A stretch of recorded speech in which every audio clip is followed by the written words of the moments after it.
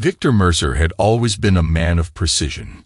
Standing at 6'2", with steel-gray eyes that rarely betrayed emotion, he built his construction empire from nothing but raw determination and calculated risk. His specialty was glass, massive architectural installations that defied engineering limitations. At 45, he commanded respect in every room he entered, not through volume, but through presence. The Mercer method, his competitors called it. He sees through people like they're made of his own glass. The Connecticut estate he shared with his wife, Natalie, sprawled across 3 acres, its modern design featuring floor-to-ceiling windows that Victor had personally designed. Windows that revealed everything inside while reflecting the world outside. A metaphor he once found beautiful. Their 2 children, Liam, 19, and Diana, 17, had grown up with privilege, but also Victor's demanding expectations. Diana had always been closer to her father, inheriting his analytical mind. Liam, more emotional and artistic, gravitated toward Natalie. "You're late," Natalie said, not looking up from her tablet as Victor entered the kitchen after a 14-hour workday. At 43, she remained striking, auburn hair and green eyes that once captivated him. 15 years of marriage had gradually transformed their relationship from passionate to performative. Westlake Tower contract. I had to secure it personally. Victor poured himself 2 fingers of whiskey. Where are the kids? Diana's at debate practice. Liam's out. Something in her tone caught Victor's attention. With friends? Victor asked. Natalie finally looked up, her smile not quite reaching her eyes. The Riverwalk Foundation called. They want you to speak at the charity gala next month. Victor nodded, mentally calculating the networking opportunities. I'll have Tessa schedule it. Tessa Reinhardt had been Victor's executive assistant for 5 years. Brilliant, efficient, and unfailingly loyal. At 38, she'd become more than an employee. She was the one person Victor trusted implicitly in his professional life. That night, as Natalie slept beside him, Victor stared at the moonlit ceiling, unable to silence his mind. Something felt off. After years of trusting his instincts in business, he knew when something wasn't right. He just couldn't identify what. The following morning, Victor noticed a text notification flash across Natalie's phone on the counter from someone named Perry, with a message that began, "Last night was," before disappearing. When he mentioned a Perry casually over breakfast, Natalie claimed it was her new yoga instructor. Victor said nothing. But the first seed of suspicion took root. Later that week, Victor met with his oldest friend, District Attorney Leon Powell, for their monthly lunch. "You seem distracted," Leon observed, his dark eyes missing nothing beneath his salt and pepper hair. At 47, Leon had a reputation as ruthless as Victor's, though in the courtroom rather than the boardroom. Natalie's been different lately. Distant, Victor admitted, rarely discussing personal matters, even with Leon. Leon studied him carefully, different new friends. Late nights, secretive with her phone. "You think she's having an affair?" Leon asked bluntly. Victor's jaw tightened. "I don't know, but I'm going to find out." Walking back to his office, Victor called Dominic Varga, a former military operator who now handled security for Mercer Construction's international projects. Dom had skills that extended well beyond conventional security. "I need surveillance. Discreet. Personal matter," Victor said, never wasting words with Dom. "Your residence?" Dom asked, unfazed. "No, my wife." A pause. "Understood. When?" "Starting today." 3 days later, Dom delivered a USB drive to Victor's office after hours. "Everything you need to know is there," Dom said quietly. "But you're not going to like it." After Dom left, Victor inserted the drive into his computer. The footage showed Natalie entering an upscale downtown apartment building using a keycard for access. Time-stamped showed visits 3 times that week alone, always for several hours. More damning were the audio recordings from a bug Dom had placed in Natalie's car. Perry, I need to see you again tomorrow. Victor will be in Boston all day. I know we need to be careful, Natalie said. The man's voice on the recording was vaguely familiar, but Victor couldn't place it.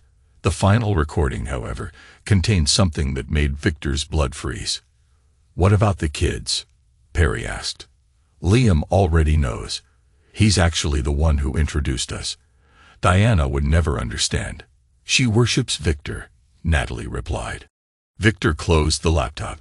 His face was expressionless despite the rage building inside him. His son had introduced his wife to her lover. The betrayal was worse than he'd imagined. But Victor Mercer had not built an empire by reacting emotionally. He would respond with calculation, not chaos. As he stared out his office window at the city below, a plan began forming in his mind. If his family wanted to shatter their life together, he would make sure they cut themselves on every broken piece. Victor didn't confront Natalie immediately. Instead, he observed her with new awareness, noting how she checked her phone when she thought he wasn't looking, how Liam and she exchanged glances at dinner, how her excuses for absences had grown elaborate. He hired a private investigator named Marlena Russo to dig deeper into Perry. Marlena was a former prosecutor who'd left the DA's office after a controversial case. Her methods were thorough and occasionally skirted legality, but she delivered results. You need to know who you're dealing with, Marlena told Victor in her sparse downtown office, before you make any moves. A week later, Marlena delivered her findings. Perry was Perry Lancaster, a 38-year-old art dealer who had opened a gallery downtown 2 years ago. The gallery had become successful surprisingly quickly, featuring exclusive artists and attracting wealthy clients. Here's where it gets interesting, Marlena said, sliding photographs across her desk. Lancaster's gallery received initial funding from a silent investor, approximately $2 million. Victor studied the financial documents. Money laundering, possibly, but the timing coincides with when you gave Natalie access to her trust fund. The revelation hit Victor like a physical blow. Natalie had used his money to set up her lover and his business. There's more, Marlena continued. Lancaster has a history of targeting wealthy women. 3 previous relationships with married women, all ending after substantial investments in his various ventures. And my son. Marlena hesitated. Liam has been working at the gallery part-time for about 8 months. Lancaster is apparently mentoring him in art appreciation and business. Victor's expression remained neutral, but his fingers tightened imperceptibly on the photographs. And Diana? No connection to Lancaster. She seems genuinely focused on school and her extracurriculars. After leaving Marlena's office, Victor drove through his company's warehouse instead of home. There, in the cavernous space filled with glass panels waiting to be installed in skyscrapers, he finally allowed his rage to surface. He picked up a hammer and shattered a glass panel worth thousands, the sound of breaking glass echoing through the empty building. When Victor returned home that evening, he found Natalie and Liam in the kitchen, their voices in heated whispers, falling silent when he entered. "Dad," Liam said, attempting casualness. At 19, he had Natalie's coloring, but Victor's height. "Didn't hear you come in." "Clearly," Victor replied, pouring himself water. "How's the gallery job?" A flash of surprise crossed Liam's face. "It's good. Perry's teaching me a lot." "Perry Lancaster," Victor said carefully, watching both their reactions. "Interesting choice of mentor." Natalie dropped a glass, which shattered on the tile floor. "You know Perry. I make it my business to know who's influencing my son," Victor replied evenly. "Perhaps we should all have dinner sometime. I'd like to meet this mentor." The panic that flashed across both their faces confirmed everything. Victor excused himself and went to his home office, where he made 2 calls. The first was to Leon Powell. "I need to freeze some assets without alerting my wife," he said without preamble. "Victor, what's going on?" Leon asked. "I'm looking at a divorce. I need to protect what's mine." There was a pause. "Come to my house tomorrow night. We'll talk strategy. The second call was to Tessa. Cancel my meetings tomorrow. And I need you to set up an offshore account. Maximum security, maximum discretion. The following day, Victor met with his company's financial team, restructuring assets and creating subsidiaries that would be difficult to trace. By evening, he had secretly moved significant funds and was sitting in Leon's study, reviewing options. Connecticut is an equitable distribution state, Leon explained. Unfortunately, given the length of your marriage, Natalie could be entitled to a significant portion of everything, not just what you earned during the marriage, but potentially premarital assets that have appreciated. Unacceptable, Victor said flatly. There are ways to protect yourself, Leon continued, but you need leverage. Do you have a prenup? Basic one. Nothing that would stand up against a determined attack. Leon leaned forward. Then you need something else, something that would make her willing to settle on your terms. Evidence of the affair isn't enough. In today's courts, it's barely relevant. You need something more compelling. Victor nodded slowly. I'll find it. That night, Victor accessed Natalie's laptop while she slept. Years of marriage had made her careless. He knew her passwords and patterns. Her email revealed hundreds of messages between her and Lancaster going back 18 months. The affair had been going on for well over a year. More disturbing were emails discussing Victor himself. He's completely absorbed in his work. He has no idea. Even if he found out, what could he do? His precious reputation means everything to him. He'd never risk a messy public divorce. And later, the plan is perfect. Another year of building the gallery's reputation with his money. Then we can make our move. With what I'm entitled to in the divorce, plus what we've already moved, we'll have everything we need. Then, most damning of all, an email from 3 months ago. Liam's fully on board. He resents Victor so much for all those years of emotional distance. He's happy to help us. Diana remains the wild card. We need to work on her or keep her in the dark. Victor felt a cold clarity descend over him. This wasn't just an affair. This was a coordinated attack on everything he'd built. His wife, her lover, and his own son were conspiring to take what was his. He copied everything to a secure drive, then carefully restored the laptop to its original state. Back in his office, he stared at the family photo on his desk. Natalie, Liam, Diana, and himself on a boat last summer. All smiling, all false.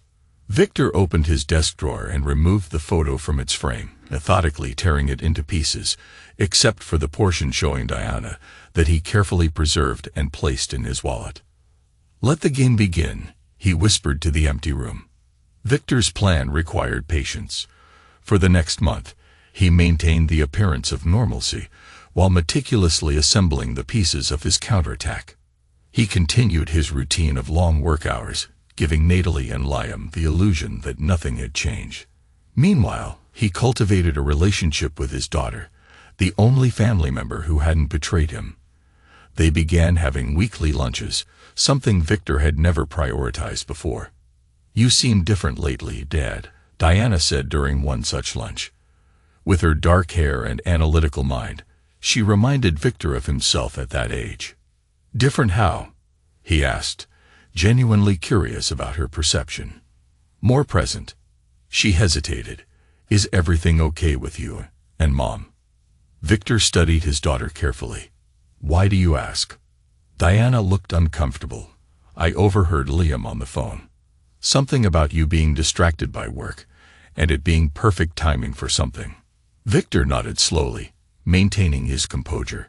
Diana, I'm going to ask you something important, and I need the truth. Have you met someone named Perry Lancaster? Her brow furrowed. The guy who owns the gallery where Liam works. Once or twice, when I picked Liam up. What did you think of him? Diana shrugged. Pretentious. Talks about art like he's the only one who understands it. Liam thinks he's brilliant, though. Victor reached across the table and took his daughter's hand, a rare gesture of affection. Diana, things at home might become difficult soon. I need you to trust me. even when it seems like I'm being harsh. Dad, you're scaring me. Don't be scared, just be observant, Victor said, squeezing her hand before releasing it. And remember who was there for you, even when it wasn't convenient. While building this alliance with Diana, Victor executed the financial aspects of his plan. Through Tessa, he established shell companies that began purchasing the properties surrounding Lancaster's gallery. Within weeks, Victor anonymously controlled the entire block. Simultaneously, he investigated Lancaster more thoroughly, using Marlena Russo's connections to uncover the art dealer's vulnerabilities. Lancaster had a pattern: seduce wealthy women, secure investments, then disappear when the money was gone, or the situation became complicated. He's smart, Marlena reported. No criminal record. Women rarely report what happened, too embarrassing. But I found something potentially useful. His last target before your wife was Barbara Holloway. Victor recognized the name immediately. Judge Holloway's wife. Marlena nodded. Exactly. Judge Wesley Holloway, who happens to sit on the family court bench. Lancaster ended things when Barbara wanted to leave her husband. Judge Holloway never knew about the affair. Find Barbara Holloway, Victor instructed. I need to speak with her. 2 days later, Victor met Barbara Holloway at a discreet restaurant outside the city. At 52, she remained elegant, though her eyes held a wariness that came from experience. I'm not proud of what happened, she said after Victor explained why he wanted to meet. Perry is convincing. He makes you feel like the most fascinating person alive. Did he ask you for money? Barbara laughed bitterly. Not directly. There were always opportunities. Artists who needed backing, rare pieces he could acquire at a discount. I gave him nearly $500,000 before I realized the pattern. And you never told your husband. Wesley would have left me. And frankly, I was embarrassed. A woman my age, falling for someone like Perry. She studied Victor. Your wife is younger. Pretty. What's her vulnerability that Perry exploited? Victor considered this.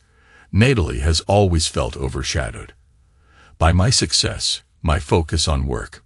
Barbara nodded. Perry finds the crack and widens it until the foundation crumbles. After their meeting, Victor approached the other crucial element of his plan, the divorce proceedings themselves. He met with Vance Kendall, reputed as the most ruthless divorce attorney in the state. Vance, a hawk-faced man in his 60s, reviewed the evidence Victor had compiled. You've been thorough, but judges don't care much about infidelity these days. I'm not interested in her affair, Victor replied. I'm interested in the conspiracy to defraud me of my assets. Vance leaned forward. That's different. If we can prove your wife and Lancaster plan to exploit your marriage for financial gain, with your son as an accomplice, that could significantly impact the distribution of assets. And if Judge Holloway happens to be assigned to our case, a slow smile spread across Vance's face. Then we have additional leverage. By the time Victor initiated divorce proceedings, every aspect of his plan was in place. The documents were delivered to Natalie while Victor was on a business trip. Her frantic call came within hours. Victor, what is this? Divorce papers? We need to talk about this. We'll talk when I return, he replied calmly. Until then, you might want to find an attorney. Is this about Perry? Victor, it's not what you think. It's exactly what I think, Natalie. It's exactly what you planned with him and Liam. The only difference is, you miscalculated who you were dealing with.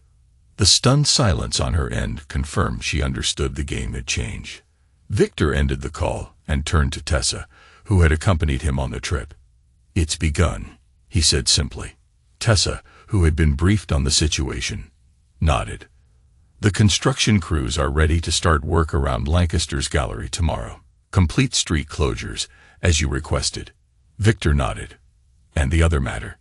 Every major client of Lancaster's gallery has received the information packet about his previous investment strategies with married women. Good. Victor stared out the hotel window at the city lights below. Now they would realize they were trapped. The architect of glass had designed his revenge. And like all his creations, it was both beautiful and dangerous, allowing him to see everything while his opponents saw only what he wanted them to see. The foundation was laid, the structure rising, and unlike glass, Victor Mercer would not break. Natalie hired Patricia Whitcomb, a divorce attorney with a reputation for securing massive settlements for wronged wives. Known as the Barracuda, Patricia had made a career of dismantling the fortunes of wealthy men who strayed. Mrs. Mercer, Patricia said during their first meeting, her silver bob and designer suit projecting calculated competence, "Connecticut's equitable distribution laws are on our side. Given the length of your marriage and your contributions as a homemaker, we should aim for 50% of all assets." Natalie leaned forward, her face tense. "There's a complication. Victor knows about Perry." Patricia waved dismissively. "Infidelity rarely impacts financial settlements these days. We'll position you as a neglected wife who found emotional support elsewhere due to your husband's workaholic nature." "Victor isn't like other men," Natalie warned. "He doesn't get angry. He gets calculated. Every man thinks he's different," Patricia replied with practiced confidence. "They all bleed the same in divorce court." Meanwhile, Perry Lancaster faced his own crisis. Construction barriers had appeared overnight around his gallery, cutting off street access and parking. Dust from demolition coated his windows. Noise made conversations inside impossible. His foot traffic dropped by 80% in 3 days. When he called the city planning office, he was informed that Obsidian Development had proper permits for the entire block's renovation. When he tried to identify Obsidian's ownership, he hit dead ends. When he attempted to reach his major clients about upcoming showings, he discovered his reputation had been mysteriously tarnished. "Natalie, something's wrong," he told her when she visited the gallery. Once handsome in a polished way, stress had begun to etch lines around his eyes.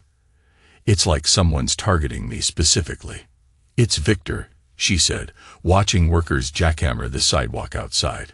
"This is how he operates. Why would he target my business instead of confronting us directly?" Natalie's laugh held no humor. "Because he's showing us he can destroy everything without even acknowledging what we did." Perry ran his hands through his hair. "We need to accelerate our timeline. How quickly can we access your share of the assets? That's the problem. He's frozen everything. My credit cards are joint accounts. I can't even withdraw money without his approval right now." Perry's expression changed subtly. "What about the transfers we already made? The gallery investments?" "Patricia says those will be problematic. If Victor can prove I diverted marital assets without his knowledge. So we have nothing." Anger edged into Perry's voice. Natalie's eyes narrowed. "We have each other. Isn't that what you said mattered most?" The tension between them was interrupted by Liam's arrival. At 19, he had the lanky build of someone not yet comfortable in adult proportions. "Mom, Perry," he said, then noticed their expressions. "What's happening?" "Your father," Natalie began, but Perry interrupted. "Your father is systematically destroying my business while blocking your mother's access to money." Liam paled. "He knows about all of it." "Apparently," Natalie confirmed. "And he's coming after all of us." "What about Diana?" Liam asked. "She's not answering my calls," Natalie admitted. "She's always been his favorite." Liam slumped into a chair. "I never thought he'd find out. He's never home, never notices anything about our lives." "Well, he noticed this," Perry snapped. "And now we need to decide what to do." While they strategized, Victor was meeting with Judge Wesley Holloway under the guise of discussing a donation to the judge's literacy foundation. They sat in the wood-paneled study of the judge's colonial home, surrounded by legal texts and family photographs. "Your contribution is generous," Judge Holloway said, a dignified man in his late 50s with a reputation for ethical rigor. "Our program will be able to expand to 3 additional schools." "Education has always been important to me," Victor replied, "much like the integrity of our legal system." The judge nodded, sensing a shift in the conversation. Indeed, without integrity, everything fails. That's why I wanted to meet privately, Victor continued. My divorce case has been filed. Given the sensitive nature of some elements, I wanted to ensure it was handled by someone with impeccable judgment. Judge Holloway's expression remained neutral. The court assigns cases randomly, Mr. Mercer. Of course. But information has come to my attention involving Perry Lancaster, a local art dealer who appears to have a pattern of targeting married women for financial gain. The judge's hand tightened imperceptibly on his glass. I don't see how this concerns me. Victor removed a folder from his briefcase. This contains evidence of Lancaster's activities, including his involvement with Barbara. Judge Holloway's face drained of color. What did you say? Your wife never told you about her relationship with him or the money she gave him. She was protecting you and herself from embarrassment. The judge stood abruptly. This meeting is over. You're attempting to influence a judge, which is illegal. Victor remained seated. I'm not asking for favorable treatment, Judge Holloway. I'm asking for your recusal if my case comes before you, due to this clear conflict of interest. Get out of my house. Victor rose calmly. The folder is yours to keep. Barbara doesn't know I've spoken to you. I thought you deserved to know the truth, one husband to another. As Victor drove away, he made a call to Tessa. Phase 2 begins tomorrow, and inform our sources at the local news outlets. The following morning, the city's business journal ran a feature on Perry Lancaster's gallery, highlighting its meteoric rise and questioning the source of its initial funding. The article mentioned Natalie Mercer as a significant patron and noted her pending divorce from construction magnate Victor Mercer. By afternoon, society blogs were speculating about connections between the divorce and Lancaster's suddenly troubled gallery. By evening, Natalie was receiving calls from friends expressing concern and seeking gossip. Diana called her father. Everyone at school is talking about Mom and the art dealer. Is it true? Yes, Victor answered simply. A pause. That's why you wanted to know if I'd met him. I needed to understand who was involved. Did Liam know about Mom and this guy? Victor hesitated. What do you think? Diana's voice hardened. He's been acting weird, secretive, making excuses for Mom. Another pause. He betrayed you too, didn't he? Diana, I don't want to put you in the middle. They already did that, she interrupted, by lying to both of us. After the call, Victor received an unexpected visit from Leon Powell at his office. The district attorney looked troubled. You're making powerful enemies, Victor, Judge Holloway called me. Victor raised an eyebrow. Did he? He claims you tried to blackmail him with information about his wife. I simply provided information relevant to a potential conflict of interest. Leon shook his head. This isn't like you, playing these games. What's your end game here? Victor stared out at the city. They tried to take everything from me, Leon. Not just my wife. My son. My company. My legacy. He turned back to his friend. I'm simply ensuring they understand the consequences, and if innocent people get hurt in the crossfire. There are no innocent people in this situation, Victor replied coldly. Except perhaps Diana. The next development came swiftly. Judge Holloway announced his retirement, citing personal reasons. The news sent shockwaves through the legal community and guaranteed Victor's case would go to another judge. Meanwhile, the financial pressure on Natalie intensified. With accounts frozen and credit cards canceled, she was forced to borrow money from friends. Perry, facing his own financial crisis as the gallery emptied of customers, grew increasingly frustrated. We need to fight back, he insisted during a tense meeting with Natalie and Patricia Whitcomb. Take this public. Paint Victor as an abusive, controlling husband. Patricia looked skeptical. Without evidence, that's a dangerous strategy. Victor Mercer has a pristine public reputation. Then we create evidence, Perry suggested. Natalie looked shocked. What are you talking about? People believe what they see. If you had bruises, photographs. Patricia interrupted sharply. I will not be party to manufacturing evidence. That's illegal and would destroy our case if discovered. Then what do you suggest? Perry demanded. He's crushing us systematically while we do nothing. We need leverage. Patricia admitted, something that would make Victor willing to settle rather than continue this war. Liam, who had been silent until now, spoke up. What about Diana? Dad would do anything for her. Natalie stared at her son. What are you suggesting? If Diana testified against him, about his controlling behavior, his emotional absence, if she took our side. She won't, Natalie said flatly. She worships the ground he walks on. She might, Liam insisted, if she thought he'd done something unforgivable. The room fell silent as the implication hung in the air. No, Natalie finally said. I won't lie to my daughter. Mom, we're fighting for our future here, Liam argued. For everything we've planned. Perry placed a hand on Liam's shoulder. Your mother's right. We need leverage, but not that kind. He turned to Patricia. What about Victor's company? Could we claim partial ownership based on Natalie's support during its growth? Patricia considered this. Possibly. We could argue that Natalie's role as a homemaker enabled Victor to build his empire. In equitable distribution, the court sometimes recognizes indirect contributions. That's our angle, Perry decided. Target the company. It's what he cares about most. What none of them realized was that Diana, concerned about her mother and brother, had begun recording their conversations. The latest recording, including the discussion about fabricating abuse claims and turning Diana against her father, was already in Victor's possession. As he listened to their desperate planning, Victor's expression remained impassive. But inside, his resolve hardened further. They had considered using his daughter as a weapon against him. There would be no mercy now.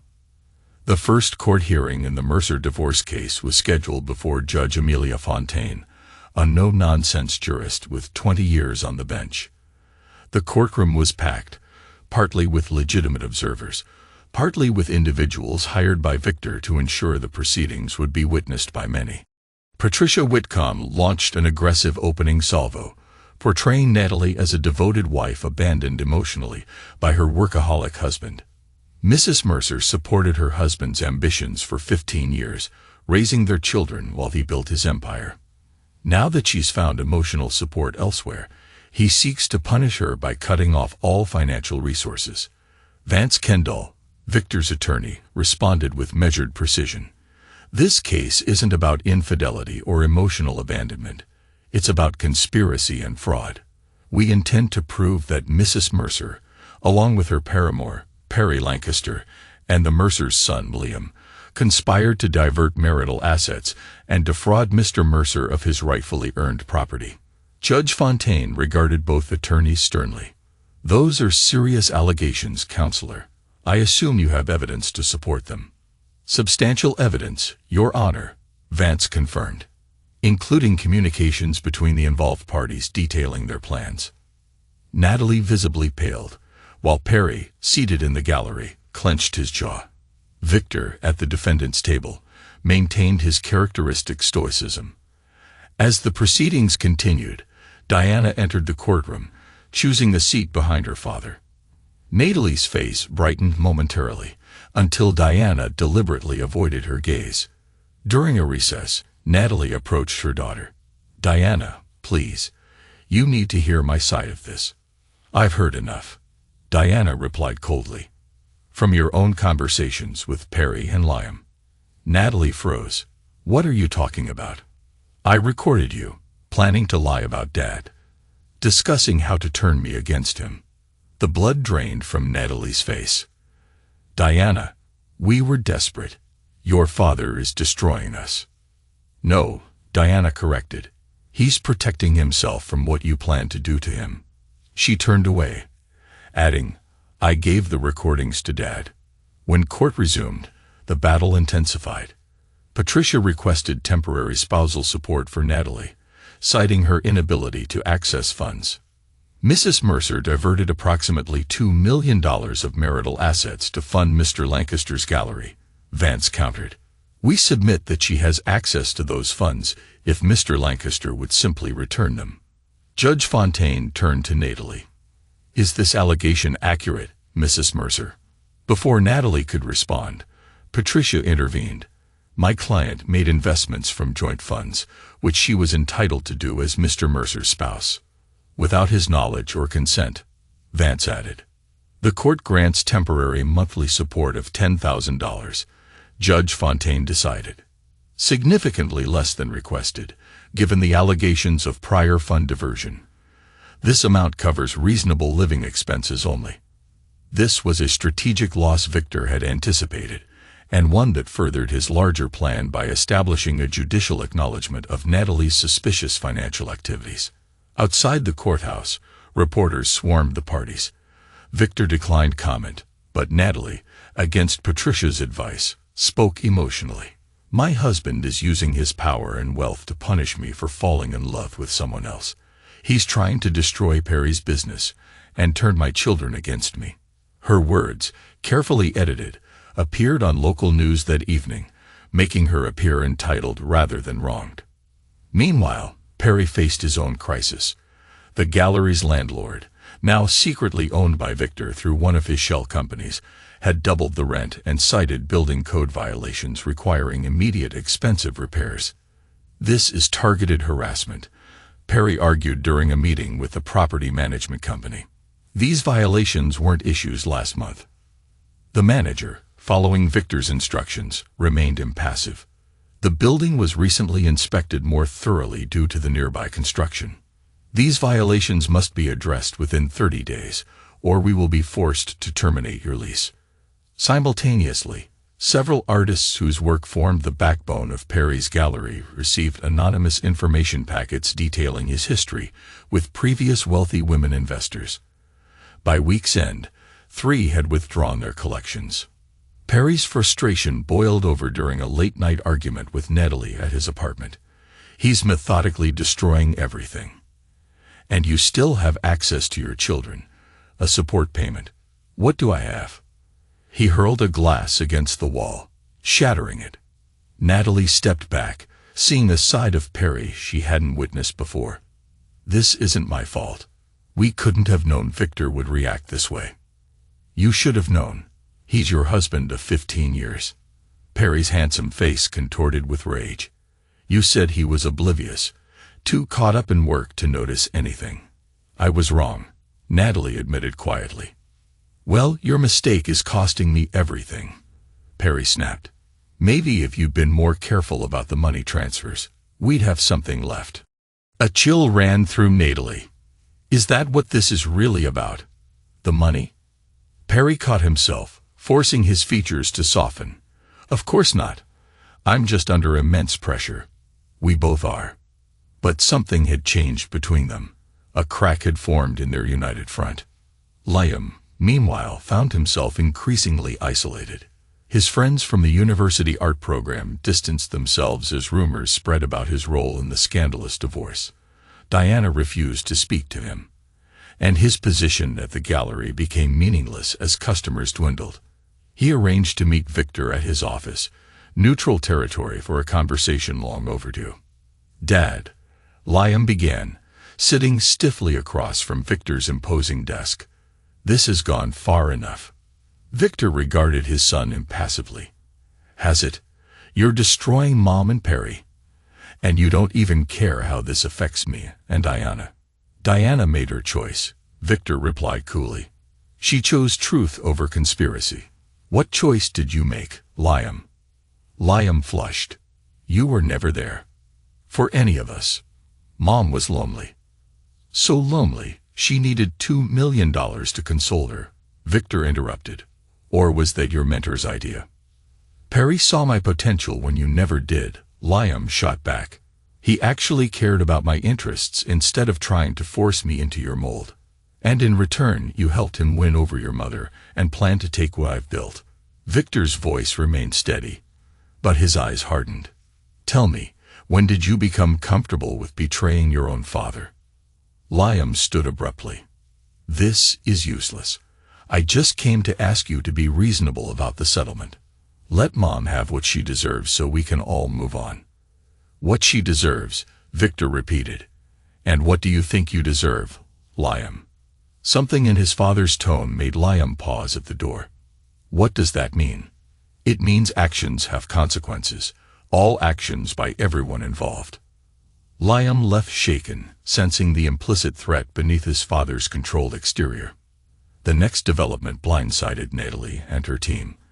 An anonymous source provided financial journalists with documents showing that Perry Lancaster had followed an identical pattern with 3 previous women, all wealthy, all married, all who had invested in his various ventures before the relationships mysteriously ended.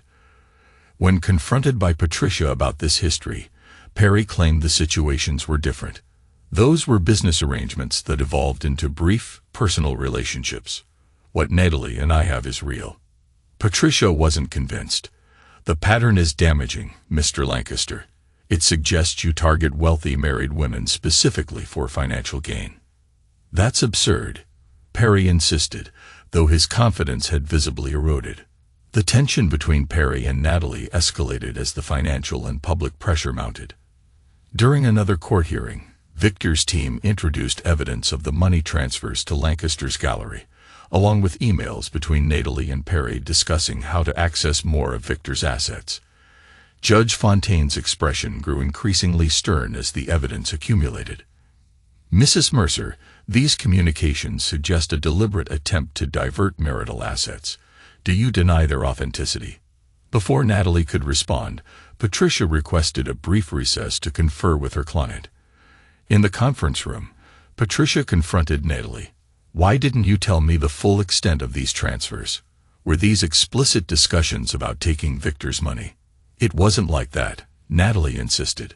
The gallery was a legitimate investment opportunity. In your lover's business.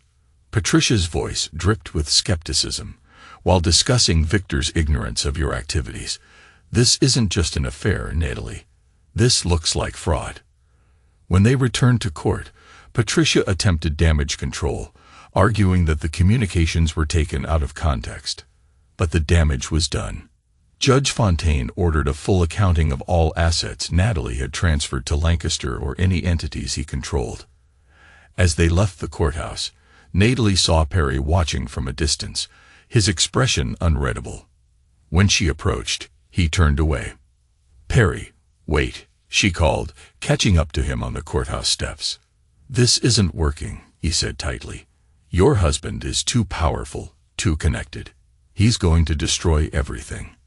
We can still fight, Natalie insisted. Together. Perry laughed bitterly. Together. My gallery is failing, my reputation is ruined, and now the court is investigating every penny you gave me. He looked at her with sudden coldness. Maybe we should cut our losses. What are you saying? I'm saying maybe your husband would be more generous if you weren't with me anymore. The words hit Natalie like a physical blow. After everything, you're abandoning me for money. I'm being realistic, Perry replied. Something you should have been from the beginning, about what Victor would do if he discovered us. As Perry walked away, Natalie stood frozen on the courthouse steps, suddenly understanding what Victor had known all along. Perry had never loved her. She had been another wealthy target, nothing more. That night, Natalie called Liam, her voice shaking. Perry's pulling away. He suggested I settle with Victor and move on without him. He can't do that, Liam said, shock evident in his voice. Not after everything we did for him. Apparently he can, Natalie replied bitterly. Your father was right about him. The silence that followed spoke volumes. We need to rethink our strategy, Liam finally said. If Perry's out, it's just us against Dad now. And Diana has taken his side, Natalie added. We're losing, Liam. Not yet, Liam insisted. We still have one option. The evidence we discussed before about Dad's controlling behavior, if we both testify. You mean lie in court? Natalie sounded horrified.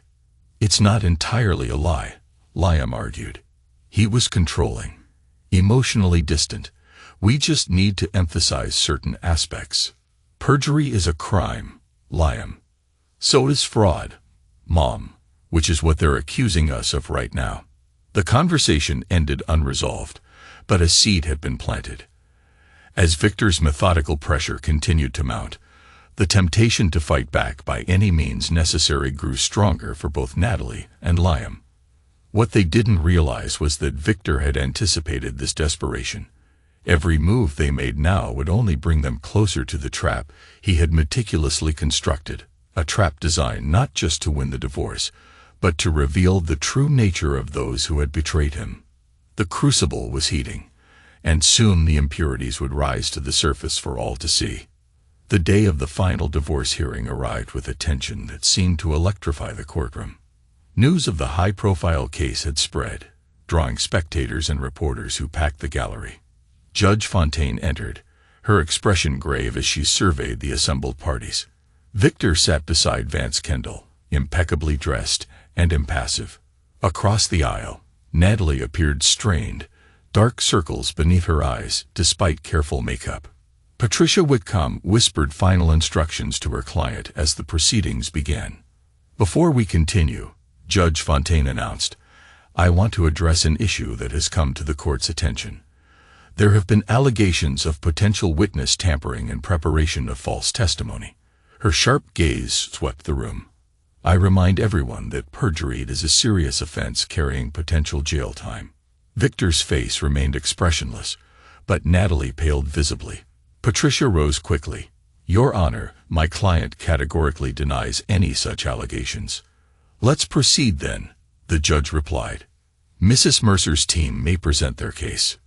Patricia launched into a carefully constructed narrative, portraying Victor as a controlling husband whose emotional neglect had driven Natalie to seek companionship elsewhere. She emphasized Victor's workaholic tendencies and his alleged indifference to family life. Mrs. Mercer was not just a wife, but a crucial support to Mr. Mercer's success, Patricia argued. She maintained their home, raised their children, and represented the family socially while Mr. Mercer focused exclusively on his business. Under equitable distribution principles, she is entitled to a significant portion of the marital assets. When Natalie took the stand, she appeared vulnerable yet dignified. "Victor was physically present, but emotionally absent for most of our marriage," she testified. "Business always came first. The children and I were afterthoughts." "And how did this affect your marriage?" Patricia asked. "I became desperately lonely," Natalie replied, her voice catching. "I tried everything to reconnect with Victor, but nothing worked. When I met Perry, he actually listened to me, valued me." During cross-examination, Vance approached with calculated calm. "Mrs. Mercer, would you describe yourself as financially sophisticated?" Natalie hesitated. "I understand basic finances. Yet you managed to transfer approximately $2 million from various accounts to Mr. Lancaster's gallery over 18 months, Vance noted. "That suggests more than basic understanding." "Those were investments," Natalie insisted. "The gallery was a legitimate business opportunity. An opportunity you never discussed with your husband." "Victor wasn't interested in art." Vance smiled thinly. "Mrs. Mercer, I'd like to enter into evidence emails between you and Mr. Lancaster discussing, and I quote, how to move funds without Victor noticing." He placed the documents before her. "Do legitimate investments typically require secrecy from one's spouse?" As Natalie struggled to explain, Liam watched from the gallery, tension evident in every line of his body. Diana sat on the opposite side, deliberately separated from her brother. Next, Patricia called Perry Lancaster to testify about his relationship with Natalie. His usual confidence appeared diminished as he took the stand, aware of the hostile scrutiny from Victor's side. "Mr. Lancaster," Patricia began, "please describe how your relationship with Mrs. Mercer developed." Perry crafted his answer carefully. "We met at a gallery event. Natalie showed genuine interest in art, something she said was missing from her home life. Our relationship evolved naturally from shared interests. And the investments she made in your gallery, those were legitimate business transactions," Perry insisted. "The gallery has been successful, and the investments will show returns over time." When Vance cross-examined Lancaster, his approach was ruthless. "Mr. Lancaster, is Natalie Mercer the first wealthy married woman who has invested in your ventures?" Perry stiffened. "No. In fact, you have a pattern of developing relationships with affluent married women who subsequently invest in your businesses. Do you not?" "I move in circles where successful people appreciate art," Perry countered. "Some choose to invest." Vance produced documentation of Lancaster's previous relationships and the subsequent investments. Interesting that these investments occurred during intimate relationships, and that the relationships ended shortly after the funds were secured. Perry's composed facade began to crack. Each situation was different. "Yet the pattern remains remarkably consistent," Vance observed, "including your current relationship with Mrs. Mercer, which evidence suggests was planned specifically to access my client's wealth." By the time Liam took the stand as the final witness for Natalie's side, the momentum had clearly shifted. Still, he delivered his rehearsed testimony with apparent conviction. "My father was always distant," Liam stated. "He criticized my interest in art, pressured me to join his business. Mom was the one who supported my actual passions." "Would you characterize your father as controlling?" Patricia asked. "Absolutely," Liam answered without hesitation. "Everything had to be his way. He monitored our spending, questioned our decisions. It was like living under constant surveillance." Vance's cross-examination began unexpectedly gently. "Liam, would you say you resent your father?" Liam frowned. "I wouldn't put it that way. Yet in emails to your mother and Mr. Lancaster, he wrote, and I quote, 'Dad doesn't deserve what he has. He cares more about his precious company than any of us.'" Vance paused. "Those sound like the words of someone harboring significant resentment." Liam shifted uncomfortably. "Everyone says things when they're upset. Were you upset when you helped introduce your mother to Mr. Lancaster? Or when you discussed strategies to, and again I quote your emails, access Dad's assets while he remains clueless?" The courtroom fell silent as Liam struggled for a response. "That's not. The context is missing." "Then perhaps you could explain the proper context for this statement from your email." Vance produced another document. "If we time this right, we can secure enough before he even realizes what's happening." Liam's face flushed. "I was just trying to help my mother." "Help her do what exactly?" Vance pressed. Before Liam could respond, Patricia objected and Judge Fontaine sustained, giving Liam a temporary reprieve. After Natalie's side rested, Victor's team began their presentation. Vance methodically laid out evidence of the conspiracy between Natalie, Perry, and Liam. Emails, financial records, and recorded conversations that painted a damning picture of deliberate deception and financial manipulation. When Victor finally took the stand, the courtroom seemed to hold its collective breath. Unlike the emotional testimonies that preceded his, Victor spoke with measured precision. "I built my company from nothing," he testified. 15-hour days, 7 days a week for years. I provided my family with every comfort, every opportunity. I trusted my wife completely, with our finances, our home, our children. "When did you become aware of Mrs. Mercer's relationship with Mr. Lancaster?" Vance asked. "I noticed changes in her behavior approximately 4 months ago," Victor answered. "Secretiveness with her phone, unexplained absences. Initial investigation revealed the affair, but further inquiry uncovered something more disturbing, a systematic plan to divert my assets." "And how did this affect you?" For the first time, Victor allowed a glimpse of emotion to surface. "The betrayal by my wife was painful. The discovery that my son was involved." He paused, his voice dropping slightly. "That was devastating." The human moment from the otherwise stoic businessman had a powerful effect on the courtroom. Even Judge Fontaine's expression softened momentarily. As Victor's testimony concluded, Patricia's cross-examination attempted to recharacterize his business focus as neglect, but Victor remained unflappable, acknowledging his work commitments while refuting the characterization of emotional absence.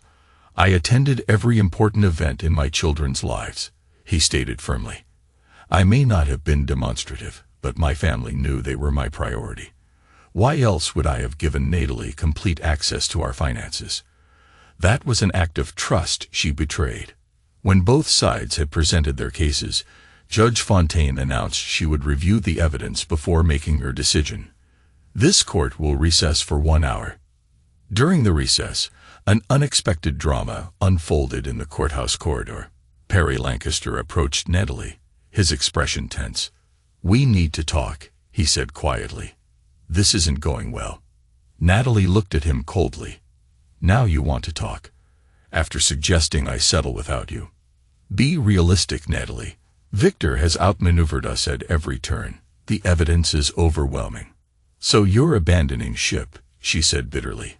"Proving everything he said about you is true." Perry glanced around nervously.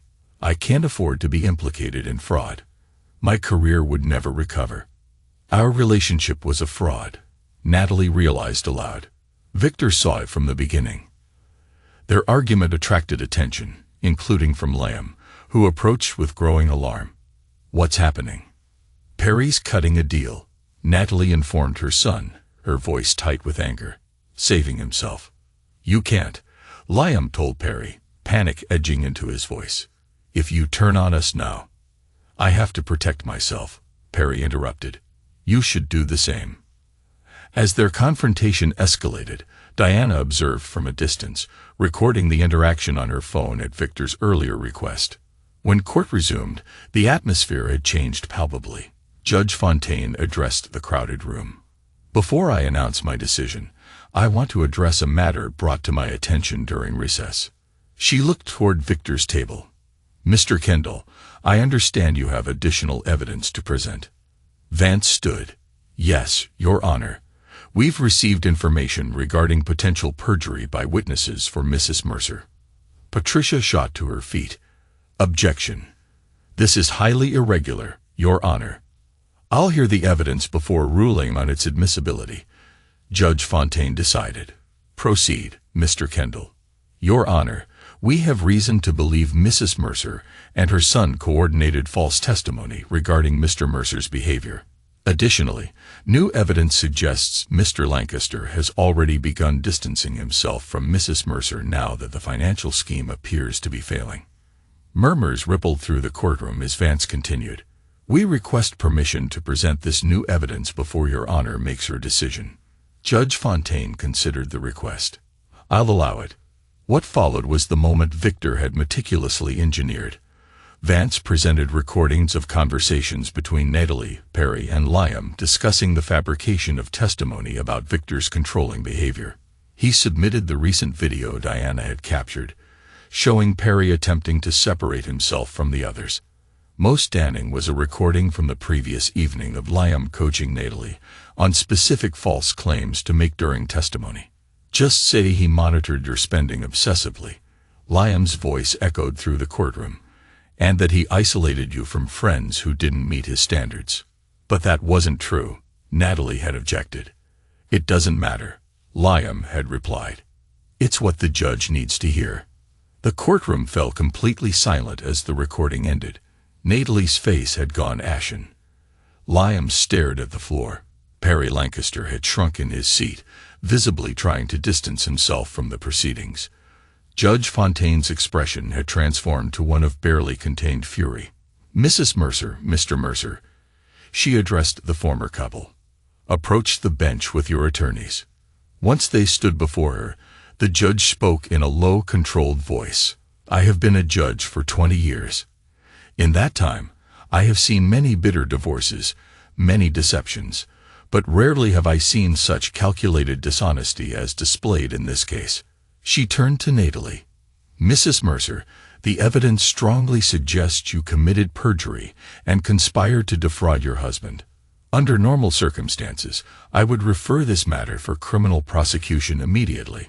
Natalie swayed slightly, Patricia's hand steadying her arm. "In light of this new evidence," Judge Fontaine continued, "I am prepared to render my decision now, unless there are objections." Both attorneys indicated they were ready to proceed. Returning to her seat, Judge Fontaine addressed the full courtroom. In the matter of Mercer versus Mercer, having reviewed all evidence and testimony, I find in favor of Mr. Mercer. She detailed her decision. Natalie would receive no alimony and only the minimum statutory share of marital assets after repayment of all funds diverted to Lancaster or his businesses. Victor would retain full ownership of Mercer Construction and all associated companies. The Connecticut estate would be sold, with proceeds divided after adjustment for Natalie's financial improprieties. Finally, Judge Fontaine concluded, I am referring evidence of potential perjury and conspiracy to the district attorney's office for review and possible criminal charges. As the judge's gavel fell, finalizing the decision, Natalie collapsed into her chair. Perry Lancaster slipped from the courtroom, avoiding reporters. Liam sat frozen, the magnitude of what had transpired slowly sinking in. Victor stood calmly, shaking Vance's hand before turning to exit. As he passed Diana in the gallery, he placed a gentle hand on her shoulder, the only display of emotion he allowed himself. The courtroom began to empty when suddenly a commotion erupted near the doors. A courier entered, approaching the judge's bench with an envelope. Your Honor, the courier said, I was instructed to deliver this directly to you during today's proceedings. Judge Fontaine frowned, but accepted the envelope. Opening it, she examined the contents, her expression changing to surprise. Mr. Mercer, she called. It seems there's a video, and it changes everything. The courtroom fell silent again as Victor turned back. Natalie, who had been gathering her belongings with trembling hands, went pale. What video? Patricia asked urgently. Judge Fontaine gestured to the court technician. Please prepare to play this digital evidence. As the technician worked to connect the provided drive, Victor returned to his table, his expression giving away nothing. Diana moved to sit beside him, while Liam watched with growing dread. The courtroom lights dimmed, and the video began to play on the large monitor used for evidence display. It showed Perry Lancaster in his gallery after hours, meeting with a man whose face was initially obscured. They appeared to be arguing about money. As the camera angle shifted, the second man was revealed to be a private investigator who had previously worked for Victor's company. I did exactly what Mercer paid me to do, the investigator was saying. I approached his wife, pretended to be interested in art, gained her trust, and suggested she invest in the gallery, all according to his instructions. Perry looked agitated.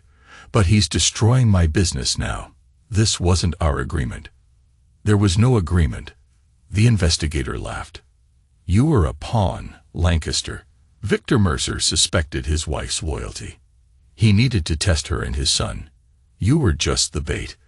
The video continued, revealing an apparent conspiracy by Victor to entrap Natalie and Liam by creating temptation and opportunity.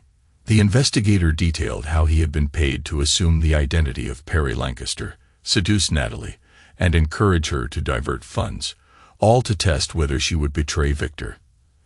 As the video ended, the courtroom erupted in confused murmurs. Judge Fontaine called for order, her own expression troubled. Mr. Mercer, she addressed Victor directly, what is the meaning of this evidence? Victor stood, his composure finally wavering. Your Honor, I have no knowledge of this video or its contents. This must be some kind of fabrication. It appears to show you orchestrated this entire situation. Judge Fontaine observed, setting a trap for your wife and son. Patricia was already on her feet. Your Honor, if this is accurate, it constitutes entrapment and fraud by Mr. Mercer himself. We move to set aside your ruling immediately. Judge Fontaine turned to Vance. Counselor. Vance appeared genuinely confused. Your Honor, we need time to investigate the authenticity of this recording. We have no knowledge of any such scheme. The judge's gaze returned to Victor. Mr. Mercer. For the first time, Victor appeared uncertain. The video is a fabrication, Your Honor. I did not orchestrate any such plan. Judge Fontaine studied him intently before turning to Natalie, who appeared equally shocked by the revelation. Mrs. Mercer, did you have any knowledge of this recording? No, Your Honor, Natalie whispered. I've never seen it before. The judge surveyed the chaotic courtroom before making her decision. In light of this new evidence, I am temporarily staying my ruling pending a full investigation into the authenticity of this video and its claims. Court is adjourned until further notice. As people filed out of the courtroom in stunned confusion, Victor remained seated, his mind racing to identify the source of this unexpected development. Diana leaned close to her father. "Dad, what's happening? Is the video real?" Victor shook his head slightly. "No, someone is interfering with my plan." Across the courtroom, as Natalie gathered her belongings with renewed hope, a slight smile played across her lips, a smile that would have revealed everything to Victor had he seen it. The architect of vengeance had just encountered an unexpected structural flaw in his carefully designed revenge. But unlike his glass creations, this was one flaw he had not anticipated. The morning after the court bombshell, Victor sat in his home office, methodically reviewing security footage from his company's systems. The damning video had been a masterstroke, one he hadn't anticipated. Someone had outmaneuvered him, at least temporarily, and he needed to know who. A knock at the door interrupted his concentration. Diana entered, her young face bearing the strain of recent events. "Any progress?" she asked, setting a cup of coffee beside him. "Not yet," Victor admitted. The video was professionally produced. Voice analysis suggests sophisticated audio manipulation. Diana sat across from him. Could it be Mom? Or Perry? Neither has the technical skills or connections. This required resources. Liam? Victor considered this. Possibly, but unlikely alone. He studied his daughter. "How are you holding up?" Diana shrugged, attempting casualness. "My family is imploding in the most public way possible." "I'm great." Victor allowed himself a rare smile. "Your sarcasm remains intact. That's something." "Dad." Diana hesitated. "What happens if they can't prove the video is fake?" "They won't prove it's real because it isn't," Victor replied with absolute certainty. "This is a delay, not a defeat." Meanwhile, in Perry Lancaster's apartment, a tense meeting unfolded. Natalie paced while Perry lounged on his sofa, looking more relaxed than he had in weeks. "It worked," Natalie marveled. "I can't believe it actually worked." "Don't celebrate yet," Perry cautioned. "Victor won't accept this setback quietly." "But the video was perfect," Natalie insisted. "The judge completely bought it." Perry nodded. "Your friend delivered. How did you find someone with those skills?" "I didn't," Natalie admitted. "Liam did." Across town, Liam sat in a dimly lit bar with a man known professionally as the editor, a former film industry special effects expert who now used his talents in less legitimate enterprises. "The money's been transferred," Liam confirmed, sliding an envelope across the table. "Final payment, as agreed." The editor, a slight man with thinning hair and thick glasses, checked the contents before nodding. "Pleasure doing business. Your deep fake should hold up under initial scrutiny." "How long before more intensive analysis might detect it?" "Hard to say. A few days, maybe a week if they bring in real experts." The editor sipped his drink. "Your dad must have really made you angry." Liam's expression hardened. "He tried to destroy all of us. I'm just returning the favor." Back at Mercer Construction, Victor met with his security team and digital forensics experts. He had spared no expense, bringing in specialists from across the country. "The video is definitely manipulated," confirmed Dr. Eliza Morales, a leading expert in digital forensics. "Sophisticated work, but we're seeing artifacts consistent with deep fake technology." "How quickly can you prove it conclusively?" Victor asked. 3 days minimum. "The voice work is particularly well done." Victor nodded. "Begin immediately. Money is no object." After the experts departed, Leon Powell arrived, concern evident on his face. "This is bad, Victor. Judge Fontaine has requested an investigation from the DA's office, my office, into whether you engineered this entire situation." "The video is fake," Leon. I believe you, Leon assured him. But perception matters in situations like this. The media is already running with the story. Vindictive husband sets trap for wife. Makes for compelling headlines. Victor's expression remained impassive. Headlines change. Truth endures. Very philosophical, Leon observed dryly. Meanwhile, Natalie's attorney was pushing to have all of Victor's evidence thrown out, claiming it was obtained through his alleged entrapment scheme. Find whoever created the video, Victor stated coldly. That's our priority. While Victor mobilized his resources, Natalie's legal strategy shifted dramatically. Patricia Whitcomb held an impromptu press conference on the courthouse steps. We have evidence that Victor Mercer, a man of significant wealth and power, orchestrated an elaborate scheme to entrap his wife and destroy her reputation, Patricia announced to assembled reporters. This case represents a disturbing abuse of power and manipulation of our justice system. The coverage spread rapidly, creating precisely the public relations nightmare Victor had always avoided. His company stock dropped 7% by market close. That evening, Victor received an unexpected call from Barbara Holloway. I've seen the news, she said without preamble. This video they're talking about, it's not real, is it? No, Victor confirmed. But someone wants the world to think it is. Wesley is devastated, Barbara continued, referring to her husband, the recently retired judge. The media is suggesting you manipulated him too, using information about Perry and me. I never intended for that information to become public, Victor assured her. Barbara's voice hardened. Yet here we are. Wesley's reputation is being questioned because of his connection to your case. After the call ended, Victor stared out at the city lights, recognizing that the damage was spreading beyond his immediate circle. The elegant revenge he had designed was generating unintended casualties. The following day brought another unwelcome development. Perry Lancaster called a press conference of his own, presenting himself as an unwitting victim. I entered into a relationship with Natalie Mercer in good faith, he told the cameras with practiced sincerity. I had no idea I was being used as part of Victor Mercer's cruel test of his wife's loyalty.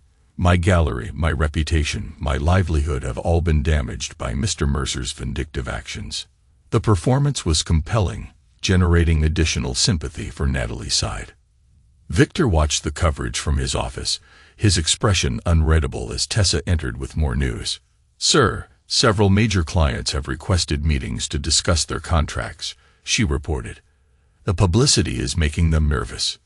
For the first time, Victor's carefully constructed vengeance showed signs of potentially backfiring on him professionally. The empire he had built, which had given him the power to execute his revenge, now appeared vulnerable to the very same dynamics.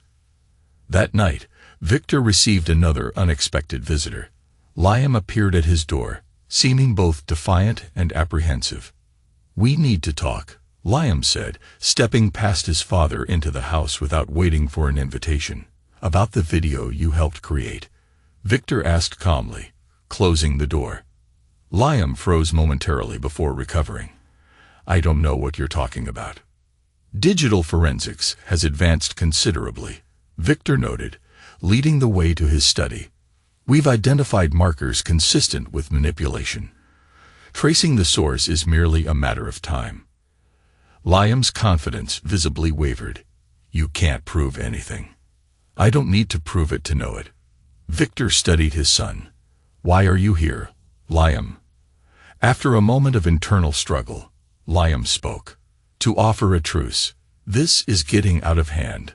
Mom's reputation, your company, my future, everything's being destroyed. Interesting that you're concerned now, Victor observed. Not when you helped your mother divert funds.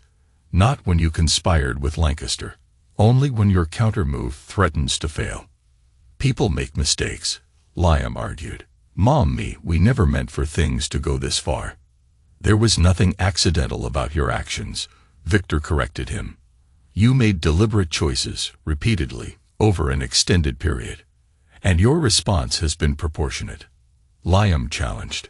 destroying Perry's gallery, freezing Mom's access to money, publicly humiliating all of us. Actions have consequences, Victor stated, unmoved. A principle you're now discovering firsthand. Liam's expression hardened. Then we'll all go down together. The fake video may not hold up forever, but the damage to your reputation, your company, will last. Is that what you want? Victor regarded his son dispassionately. What I want is irrelevant. What matters is what happens next. And what happens next is that I will dismantle this pathetic attempt at manipulation just as methodically as I expose the original conspiracy. There's still time to stop this, Liam insisted. A reasonable settlement, a private resolution. That opportunity existed before you decided to fabricate evidence and present it in court, Victor replied coldly. Now we proceed to the end. After Liam departed, Victor called his forensics team for an update. They had made progress, identifying digital artifacts that conclusively proved manipulation. By morning, they expected to have a complete breakdown of how the video had been created. While Victor's team worked through the night, Natalie, Perry, and Liam met to discuss their increasingly precarious position. The video won't hold up much longer, Liam admitted. Dad's brought in experts. How long do we have? Natalie asked. Days, maybe less. Perry paced nervously. We need to leverage the current public sympathy while we have it. Push for a quick settlement before the video is discredited. Victor won't settle, Natalie said with certainty. Not now. Then we need something else, Perry insisted. Another angle. Liam looked thoughtful. There might be one option left. Diana. She's completely on his side, Natalie objected. Because she believes he's the victim, Liam countered. But if we could convince her otherwise, show her evidence of how controlling he really was. What evidence? Natalie asked. We tried that approach already. Liam hesitated. There are ways to create compelling evidence. Another fake? Perry asked incredulously. After the first one is about to be exposed. Not a fake, Liam clarified. A reinterpretation of real events. Diana wasn't aware of a lot that happened in the marriage, if she heard certain conversations with the right context. Natalie looked uneasy. You want to manipulate Diana now. I want to show her the truth, Liam insisted, or at least a version of it that might make her question her loyalty to Dad. The next morning, Judge Fontaine called an emergency hearing to address the allegations surrounding the video. The courtroom was even more crowded than before, with media representatives filling every available space. Victor arrived with Vance and his forensics experts, ready to present their findings. Natalie, Perry, and Liam entered separately, their earlier confidence noticeably diminished. Judge Fontaine opened the proceedings with a stern warning. This court takes allegations of evidence tampering extremely seriously. If the video in question proves to be falsified, those responsible will face significant consequences. Vance immediately moved to present their analysis. Your Honor, we have conclusive evidence that the video presented to this court was digitally manipulated using deep fake technology. Dr. Morales took the stand, methodically explaining the technical markers that proved manipulation. Inconsistent lighting, subtle distortions during specific movements, audio artifacts during particular phrases. In my professional opinion, Dr. Morales concluded, this video was created using advanced digital manipulation techniques, combining existing footage with fabricated elements to create a false narrative. Patricia attempted to challenge the analysis, but found herself overmatched by the technical evidence. Judge Fontaine listened intently before turning to Natalie's side. Mrs. Mercer, did you have any knowledge of or involvement in the creation of this video? Before Natalie could respond, Patricia intervened. My client had no knowledge of any manipulation, Your Honor. She believed the video to be authentic when it was presented. Judge Fontaine's expression suggested skepticism. Mr. Lancaster, Mr. Mercer, she addressed Perry and Liam. The same question to each of you. Both denied knowledge, though Liam's discomfort was visible to everyone in the courtroom. Given the expert testimony, Judge Fontaine announced, "I am ruling that the video is inadmissible as evidence. Furthermore, I am reinstating my previous judgment in favor of Mr. Mercer, with the additional requirement that the source of this falsified evidence be investigated." As the implications of this ruling settled over the courtroom, Victor observed Natalie, Perry, and Liam with cold satisfaction. Their desperate countermove had failed, leaving them in an even worse position than before. Outside the courthouse, reporters swarmed the parties. Victor declined comment, maintaining his dignified silence. Natalie and Perry similarly hurried past the cameras. Only Liam paused momentarily, his expression a mixture of defiance and defeat as he faced the barrage of questions about the fake video. That evening, as Victor reviewed the final court documents in his home office, Diana entered with news. "Liam tried to contact me," she said. "He left a message saying he has evidence about your controlling behavior that I need to see." Victor looked up from his work. "And I didn't respond," Diana replied. "But I thought you should know they're still trying to turn me against you." "Thank you for telling me," Victor said simply. After Diana left, Victor stared at the family photograph he had torn apart weeks earlier. The piece showing Diana remained intact in his wallet. The rest, Natalie, Liam, and himself, lay in fragments on his desk, a physical representation of what had become of his family. The revenge he had orchestrated had succeeded beyond his expectations. Natalie would receive minimal assets. Perry's gallery was failing. Liam's reputation was tarnished. Justice, as Victor defined it, had been served. Yet as he surveyed the wreckage of what had once been his family, Victor found no satisfaction in the victory. Only a cold certainty that those who had betrayed him had received the consequences they deserved. There was no joy in the outcome, only the completion of a necessary process. Victor gathered the torn photograph fragments and dropped them into the wastebasket. The past was finished. Now it was time to look forward, to rebuild what mattered with those who had proven worthy of trust. Diana, Tessa, his company. These would be his focus now.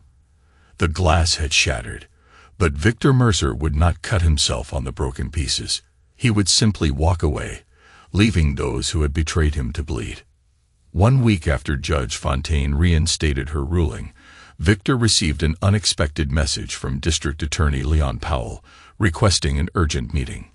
They arranged to meet at Leon's home that evening, away from curious eyes. "There's been a development," Leon said once they were settled in his study.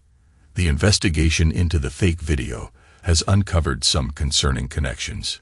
Victor raised an eyebrow. "What kind of connections?" "Financial ones." Leon produced a folder. "We've traced payments to a known digital manipulation expert with ties to organized crime. The money came through a series of shells, but ultimately leads back to someone unexpected." He handed Victor a document showing transaction records.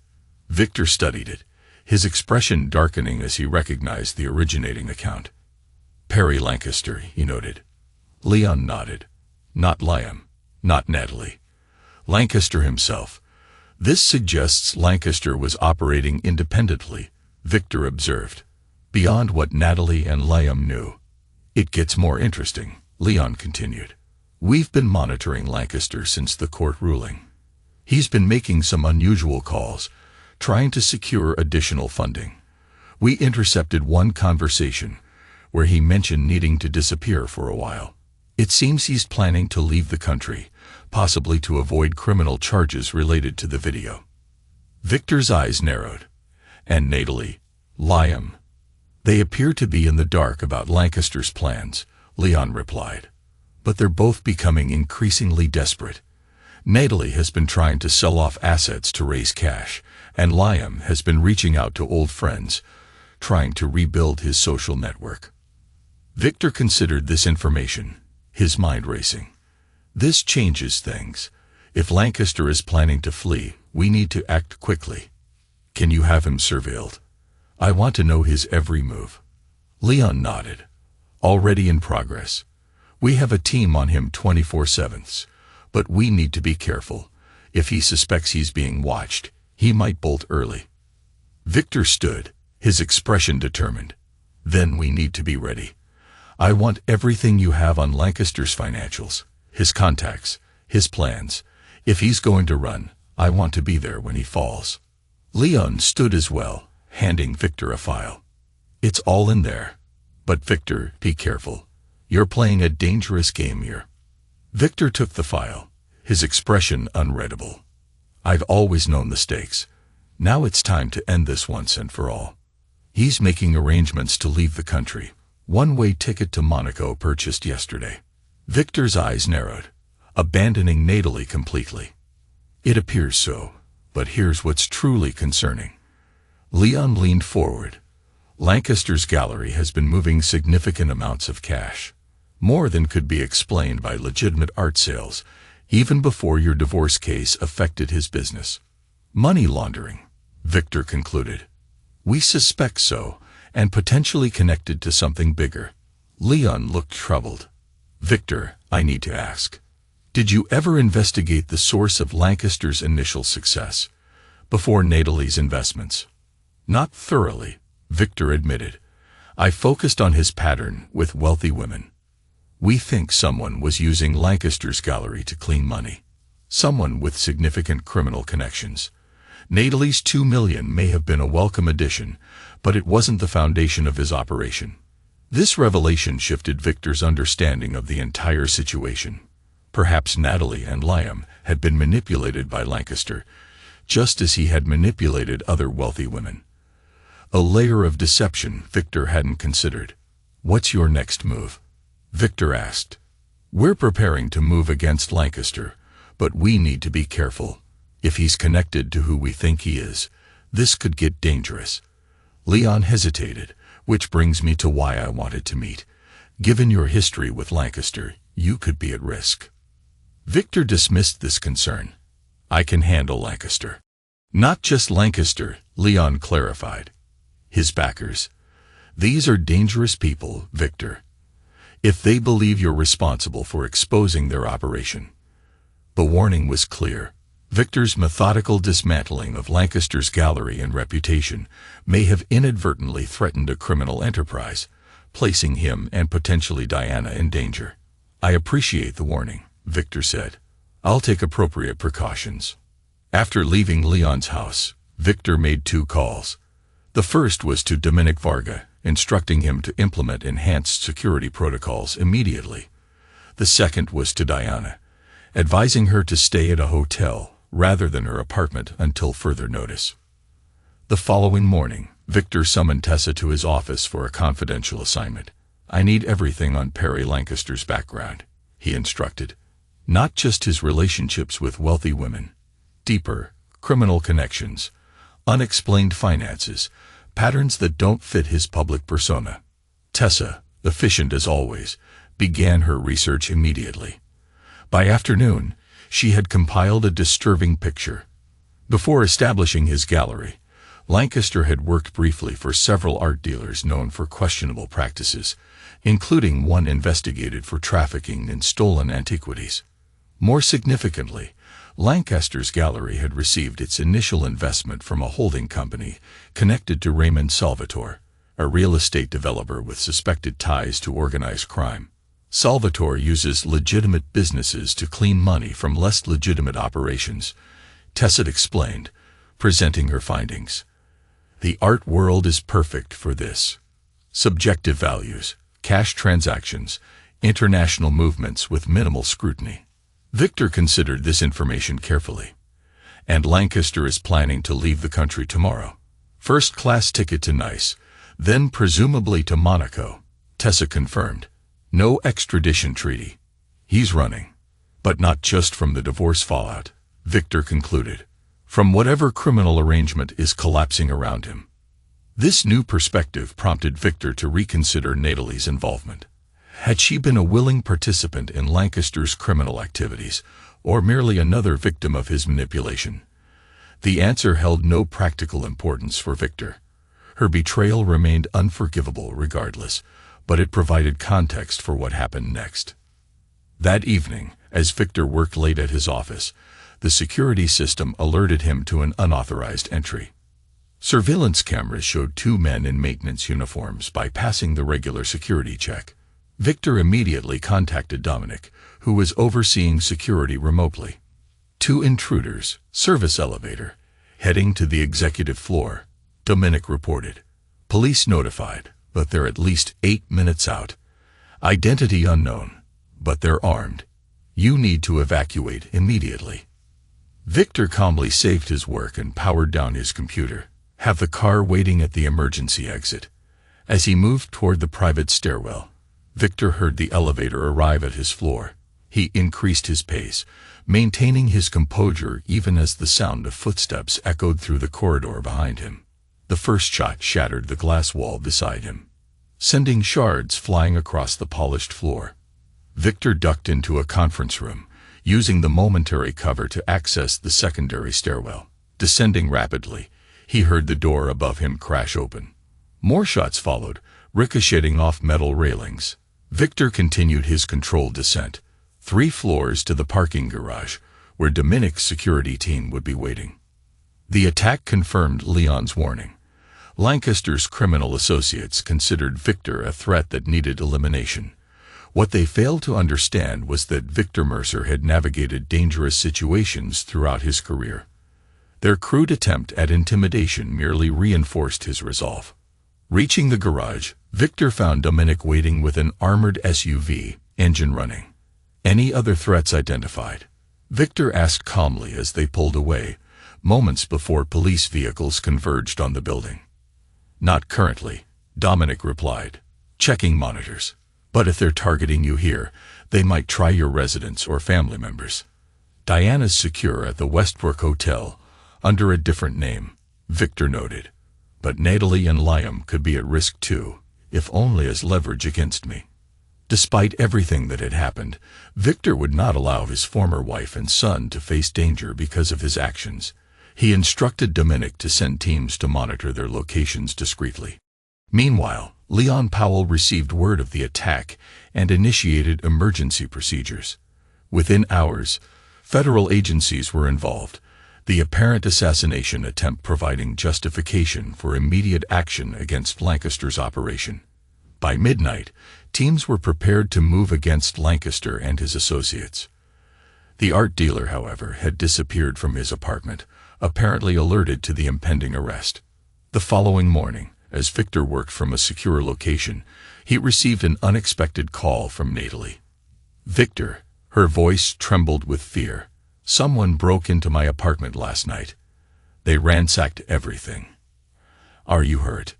No, I wasn't home. She hesitated. But they left a message on my mirror in what looks like blood.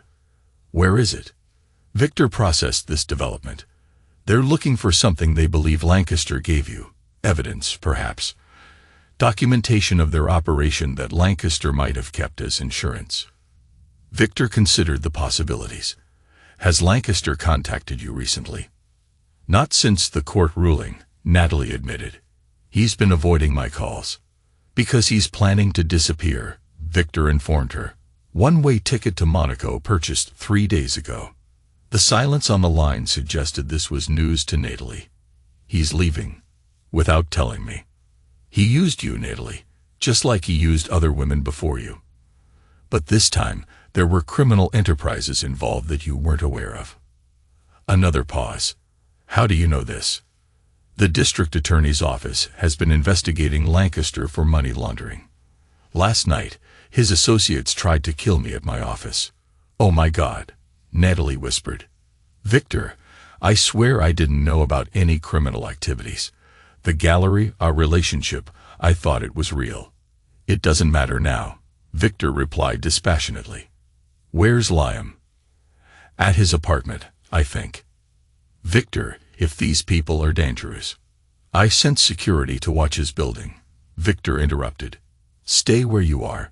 Someone will contact you shortly with instructions for temporary safe housing.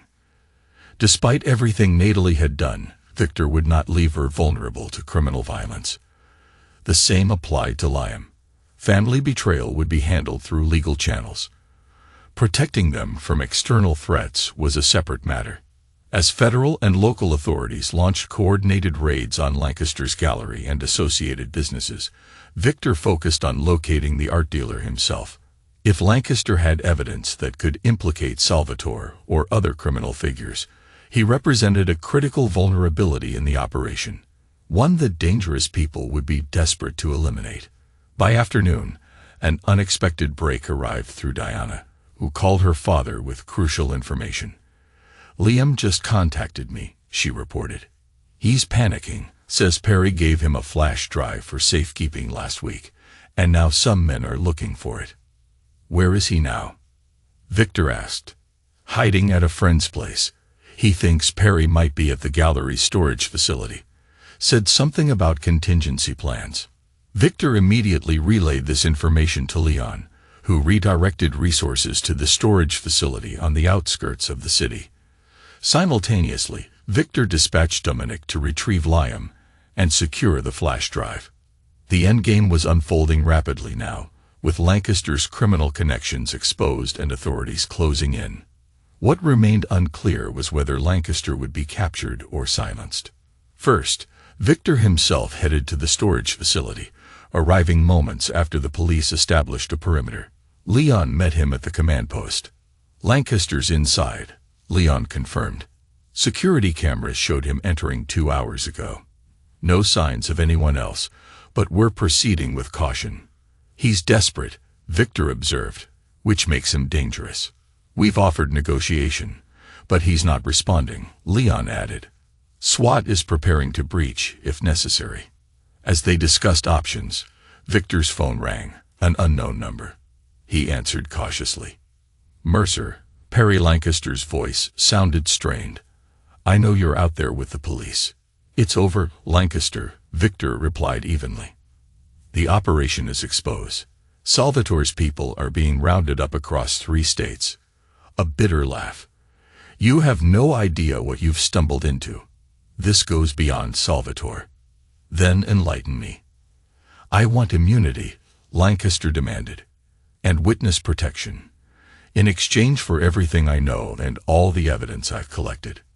"That's not my decision to make," Victor noted. "But your friend the DA will listen to you," Lancaster countered. "I have documentation implicating people you couldn't imagine. Judges, politicians, business leaders involved in antiquities trafficking, money laundering, worse." Victor considered this. "If your information is that valuable, why were you planning to flee to Monaco?" "Insurance," Lancaster admitted. "Leverage to keep them from coming after me. But now that everything's falling apart." Victor handed the phone to Leon, who took over negotiations. After tense minutes, an agreement was reached. Lancaster would surrender and turn over his evidence in exchange for consideration and charging and placement in witness protection. As SWAT officers prepared to escort Lancaster from the building, shots echoed from within the storage facility. By the time teams breached the location, they found Lancaster wounded, but alive. Apparently, the target of a sniper positioned in a building across the street. The shooter escaped, but Lancaster survived, his testimony and evidence secure. In the following days, arrests mounted as Lancaster's information led authorities through networks of criminal activity that had operated beneath legitimate business fronts for years. Liam surrendered the flash drive to federal agents, confirming he had no knowledge of its contents, only that Lancaster had asked him to keep it safe. Analysis revealed additional documentation of financial crimes, strengthening the case against major figures in the operation. 1 week after the shooting, Victor visited Lancaster in the secure hospital unit, where he was recovering under guard. The art dealer looked diminished, his suave confidence replaced by the wariness of a man who understood how narrowly he had escaped death. "Mercer," Lancaster acknowledged as Victor entered. "Come to gloat." "To understand," Victor corrected, taking the seat beside the bed. "How much did Natalie know?" Lancaster shrugged. "Nothing about the criminal side. She thought the gallery was legitimate, just underperforming. That's why her investments were so valuable, clean money mixing with the rest. And Liam, just a kid impressed by the art world, useful for introducing me to his mother. Nothing more." Lancaster studied Victor. "You destroyed my operation very efficiently. I underestimated you." "A common mistake," Victor noted without emotion. "Was it worth it?" Lancaster asked. "Tearing everything apart, exposing everyone's true nature." Victor considered this. Truth has inherent value, even when it's painful. Philosophical to the end, Lancaster observed. "But you've lost your family completely now." "I lost them when they betrayed me," Victor corrected. "Everything since has merely been confirmation." As Victor rose to leave, Lancaster called after him. "She really did love you once, you know, before I convinced her otherwise." Victor paused at the door. "That makes her betrayal worse, not better." With Lancaster's testimony secured and criminal prosecutions proceeding, the divorce case faded from public attention. Judge Fontaine's ruling stood, with Natalie receiving minimal assets after repaying the diverted funds. Perry Lancaster disappeared into witness protection. His testimony helped to dismantle criminal networks, but earned him enemies who would never stop searching for him. His gallery was seized by federal authorities, legitimate artwork returned to consignors, and criminal proceeds confiscated. For Victor, the resolution brought no joy. Only the cold satisfaction of justice served and a clear path forward. The attack at his office had revealed vulnerabilities in his security that he addressed systematically. The criminal investigation had exposed connections that might otherwise have remained hidden. Most importantly, the entire experience had shown him with perfect clarity who could be trusted and who could not. As he had always maintained, actions revealed character in ways words never could. The final pieces were in place. The game was effectively over. All that remained was to address the lingering questions of what would become of those who had betrayed him, and whether Victor Mercer was capable of forgiveness. The answer to that question had never been in doubt. 3 months after the Lancaster investigation concluded, Victor Mercer stood at the floor-to-ceiling windows of his new penthouse overlooking the city. The Connecticut estate had been sold, as ordered by the court, with proceeds divided according to Judge Fontaine's ruling. Victor had chosen not to contest Natalie's minimal share, seeing no value in prolonging the legal battle. Diana entered the spacious living room, home from her first semester at university. At 18, she carried herself with the poise of someone who had weathered significant storms and emerged stronger. "The view's incredible," she observed, joining her father at the window. "Different perspective," Victor agreed. "Sometimes necessary." They stood in comfortable silence, watching lights flicker across the urban landscape below. Their relationship had evolved in the aftermath of the divorce. Less formal, more genuine. Diana had witnessed both her parents at their worst and made her own judgments. "Have you heard from Mom?" Victor finally asked, a question he had deliberately avoided during their regular calls. Diana nodded. "She's moved to Portland, taking classes at the community college. Graphic design, I think." Victor absorbed this information without comment. Natalie had emerged from the divorce and criminal investigation with her reputation damaged, but her legal record intact. Lancaster's testimony had confirmed her ignorance of the criminal enterprises, allowing her to avoid prosecution. And Liam. Diana hesitated, working at a gallery in Chicago, smaller place, entry-level position. She searched for the right words. "He's struggling with everything that happened." Victor's expression remained neutral. Liam had faced greater consequences than Natalie. His involvement in creating the falsified video had resulted in a suspended sentence for attempted fraud, the judge showing leniency due to his age and cooperation in the Lancaster investigation. "They both ask about you," Diana added carefully. "Do they?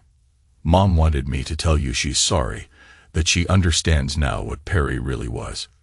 Victor turned from the window. Remorse after consequences isn't particularly meaningful. "I know," Diana acknowledged. "I'm just telling you what she said." Later that evening, as they shared dinner in the minimalist dining room, Diana broached another sensitive subject. "Thanksgiving is next month," she noted.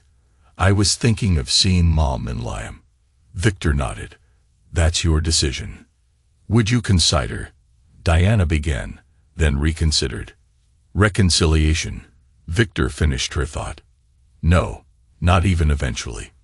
People make mistakes, Dad. Mistakes are accidental, Victor corrected. What they did was deliberate, sustained, and would have continued indefinitely had I not discovered it.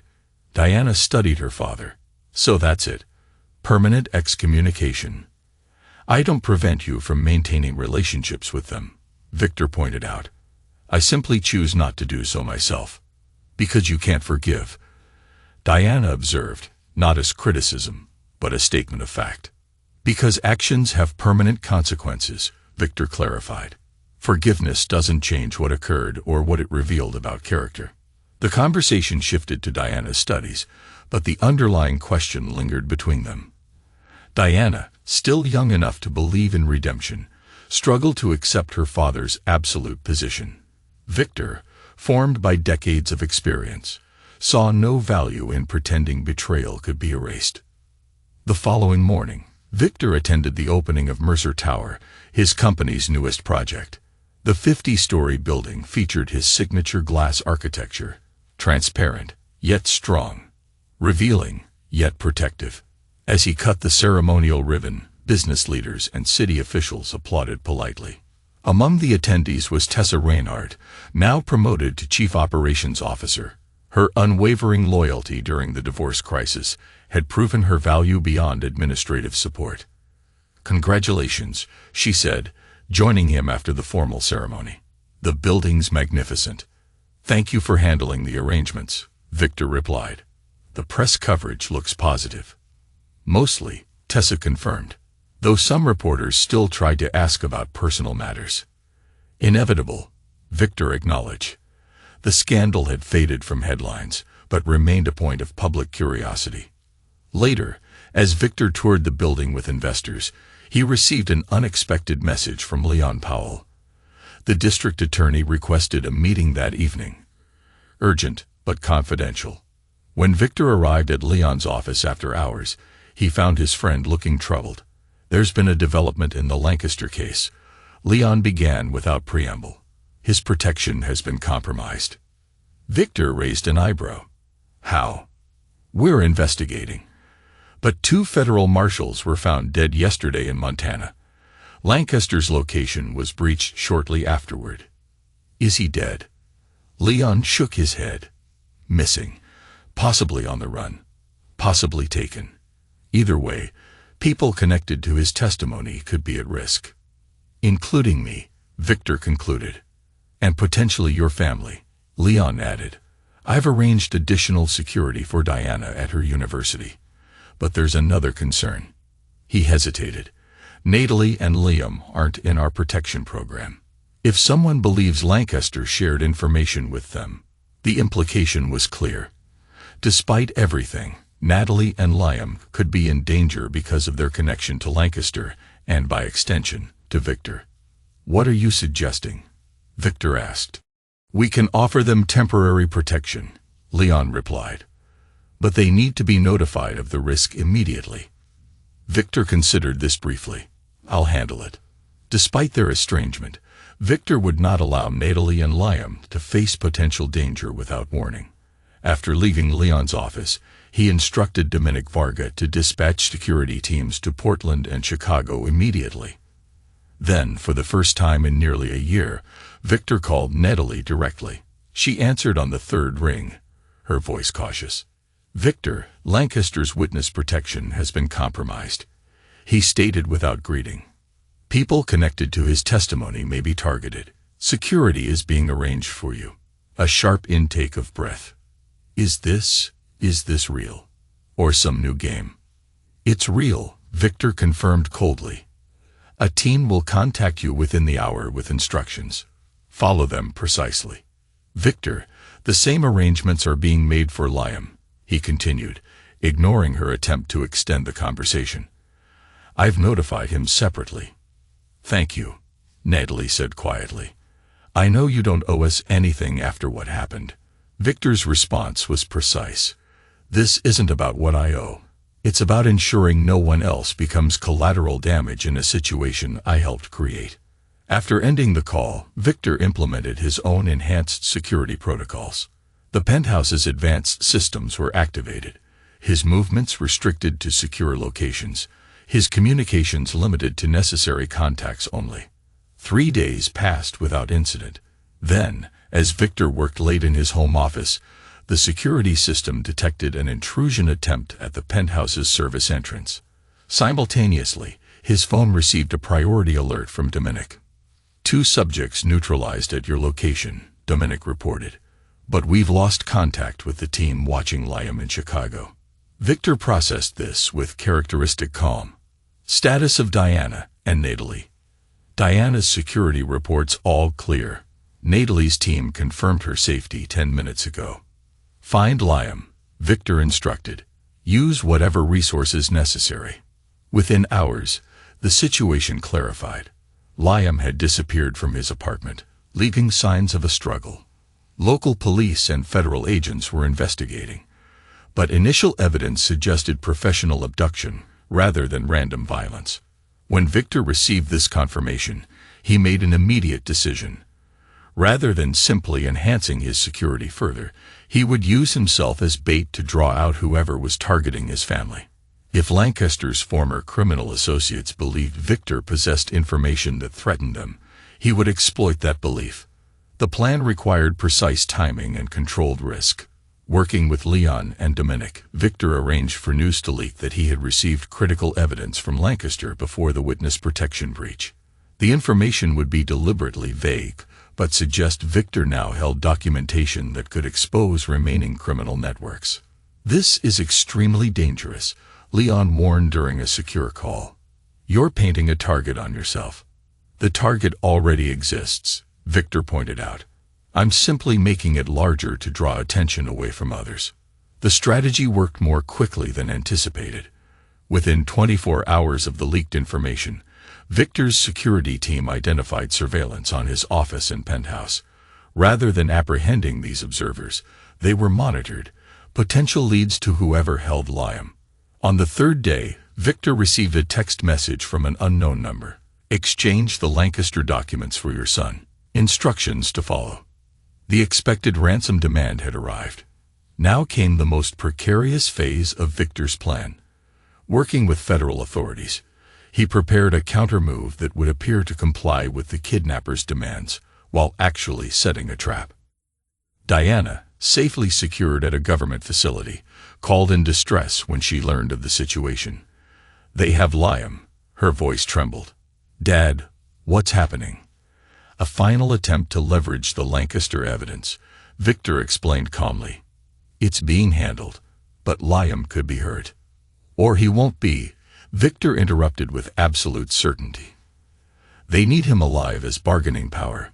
What Victor didn't share with Diana was his own role in the recovery operation. The exchange had been arranged for midnight at an abandoned warehouse complex, a location that offered multiple tactical advantages for both sides. As the hour approached, Victor arrived alone as instructed, carrying a briefcase supposedly containing Lancaster's documentation. In reality, federal agents had positioned themselves throughout the complex, prepared to move on Victor's signal. Inside the main warehouse, illuminated only by moonlight through broken windows, Victor found 3 men waiting. One held a gun to Liam's head. The documents, the apparent leader demanded, a hard-faced man in an expensive suit. First, confirmation he's unharmed, Victor studied his son's condition. Liam appeared battered but conscious, his eyes reflecting fear and confusion at his father's appearance. He's alive, the leader snapped. That's your confirmation. The documents. Now. Victor remained calm. You're Salvatore's people. Salvatore is in federal custody because of Lancaster, the man snarled. And you helped put him there. The only reason you're still breathing is those documents. Interesting perspective, Victor observed. Since Lancaster testified that Salvatore was merely a mid-level facilitator in a much larger organization. The leader's expression flickered with uncertainty. The documents. Final warning. Victor placed the briefcase on the floor between them. Everything Lancaster provided is there. Original copies, not duplicates. As the leader gestured for one of his men to retrieve the case, Victor added, "There's also a transmitter that has been broadcasting this entire conversation to federal agents surrounding this building." For a moment, perfect stillness descended over the warehouse. Then chaos erupted as agents breached from multiple entry points simultaneously. Gunfire echoed through the cavernous space.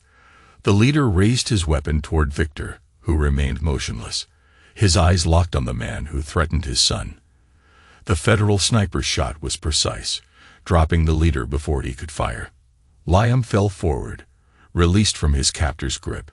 Within seconds, the remaining kidnappers were neutralized or surrendered. As agents secured the scene, Victor approached his son, who sat on the concrete floor, trembling from shock and exhaustion. "Dad," Liam looked up, disbelief in his eyes. "You came for me." "Yes," Victor answered simply, helping him to his feet. "After everything, that's irrelevant to the current situation." As medical personnel examined Liam and federal agents processed the captured kidnappers, Victor stepped outside to call Diana and confirm her brother's recovery. The night air was cold, the industrial complex eerily silent now that the operation had concluded. Leon joined him, looking both relieved and concerned. "That was unnecessary risk, Victor. We had a tactical team ready." "It needed to be me," Victor replied. "They wouldn't have believed anyone else had the actual documents." "Still," Leon shook his head, "you put yourself in the line of fire for a son who betrayed you." Victor's response was measured. "I don't forgive betrayal, but I don't abandon family to violence, either. Those are separate matters." 2 days later, with the immediate threat neutralized and Lancaster recaptured by federal marshals, Victor sat across from Liam, in a secure hospital room. His son's physical injuries were minor, but the psychological impact of the abduction remained evident in his haunted expression. "The doctors say you can be released tomorrow," Victor noted. Liam nodded. "They told me you arranged for a security detail to continue once I'm out." "Precautionary," Victor confirmed, "until all Lancaster's former associates are accounted for." An uncomfortable silence stretched between them before Liam finally spoke again. "Why did you do it? Come yourself instead of just sending the FBI." Victor considered his answer carefully. "Because despite everything that's happened, you're still my son. That fact doesn't change, even when trust is broken." Liam's eyes brightened with hope. "Does that mean I wouldn't leave you to be killed?" Victor interrupted coldly. "Nothing more." The hope in Liam's face crumbled. "I know what I did was wrong. I've had a lot of time to think about it, especially these past few days." "Reflection during a crisis rarely leads to genuine change," Victor observed dispassionately. "Dad, please." Liam leaned forward, desperation edging into his voice.